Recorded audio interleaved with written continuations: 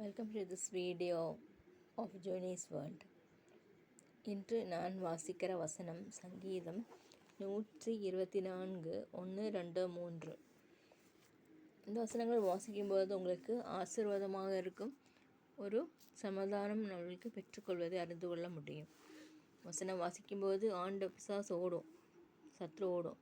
மனுஷர் நமக்கு விரோதமாக எழும்பின போது கர்த்தர் நமது பக்கத்தில் இராவிட்டால், கர்த்தர் தாமே நமது பக்கத்தில் இராவிட்டால், அவர்கள் கோபம் நம்மேல் எரிகையில் நம்ம உயிரோட விழுங்கியிருப்பார்கள். வசனம் இங்கே வாசிப்பீர்களானால் உங்களுக்கு தெரியும், என்ன இங்கே போட்டிருக்குன்னு உங்களுக்கு தெரியும். நான் வாசித்தேன், அதுலேருந்து உங்களுக்கு தெரியும். அதாவது சத்துருக்கள் பெருகும் பொழுது அவர்களுடைய வார்த்தைகளும் அவர்களுடைய சீற்றல்களும் நம்மை தாக்கும் பொழுது நாம் கீழே விழுந்து விடுவோம். ஆனால் கர்த்தர் நம்ம பக்கத்தில் இருக்கிறாராகவே நான் கீழே விழவில்லை, நான் எழுந்து நிற்கிறேன் என்று தாவீதினுடைய ஆரோகண சங்கீதம். மனுஷர் நமக்கு விரோதமாக எழும்பின போது, மனுஷர்கள் நமக்கு விரோதம் எழும்புகிறாங்க இருக்கிறாங்க. அப்படி இருக்கிறவர்கள் முன்பாக கர்த்தர் நமக்கு பக்கத்தில் இருப்பதனால் அவர்கள் ஒன்றும் செய்ய வாய்க்காது. கர்த்தர் நம்ம பக்கத்தில் இல்லாவிட்டால் அவர்கள் கோபம் நம்மேல் எரிகையில் நம்ம உயிரோடு விழுங்கியிருப்பார்கள். கர்த்தர் இல்லா இருந்தால் அவர்கள் உயிரோடு விழுங்கியிருப்பாங்கன்னு சொல்கிறார் தாவீது. ஆகவே இப்படிப்பட்ட துஷ்ட மனிதர்கள் இருக்கிறார்கள், அவர்களோடு ஐக்கியம் வைக்க வேண்டாம்.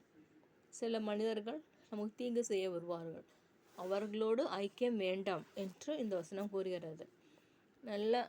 நல்ல சொல்வார்கள், நன்மையாய் பெற்றுக்கொள்கிறவர்களோடு ஐக்கியம் வேண்டும். நாம் வேண்டாத ஃப்ரெண்ட்ஷிப் தேவையில்லை, ஃப்ரெண்ட்ஸே வேண்டாம்னு வைங்களேன். ஃப்ரெண்ட்ஸே வேண்டாம், கர்த்தர் தான் நம்ம ஃப்ரெண்ட், ஜீசஸ் நம்ம ஃப்ரெண்டு, அது போதும்.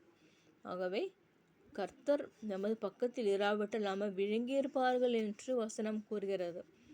இப்படிப்பட்ட சஞ்சலமான காரியத்தின் மத்தியில் கர்த்தர் நம்மை நேசிப்பாராக, கர்த்தர் நமக்கு ஃப்ரெண்டாக இருப்பாராக.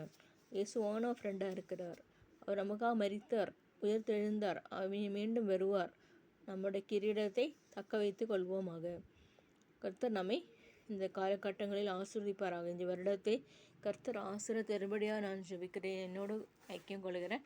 ஒவ்வொருத்தவங்களுக்கும் சொல்கிறது, இந்த வருடம் அவர்களுக்கு ஆசீர்வாதமாக இருக்கட்டும். கர்த்தர் நம்மை இந்த வருடத்தில் ஆசீர்வாதமாக மாற்றுவாராக. நம் வசனத்தை தேடுவோமாக, பைபிள் படிப்போமாக, பாட்டு பாடுவோமாக, ஜெபிப்போமாக. இவ்வாறாக செய்யும்போது நாம் ஐக்கியம் கொள்கிறோம், ஆண்டவராக இயேசுவோடு ஐக்கியம் கொள்ளுகிறோம். கர்த்தர் நம்மை ஆசீர்வதிப்பாராக. அவர்கள் கோபம் நம்மேல் எரிகையில் நம்ம உயிரோடு விழுங்கியிருப்பார்கள். அப்பொழுது தண்ணீர்கள் நம்மேல் பாய்ந்து வெள்ளங்கள் நமது ஆத்துமாவின் மேல் தண்ணீர்கள் பெருகுகிறது. அப்படிப்பட்ட காரியத்தில் கர்த்தர் என்ன செய்கிறார்? அவர் வேடனுடைய கண்ணிக்கு தப்பின குருவியை போல நம்முடைய ஆத்துமா தப்பிற்று. கண்ணீர் தெரித்தது, நாம் தப்பினோம். அந்த கண்ணீர் தெரித்தது, நாம் தப்பினோம்.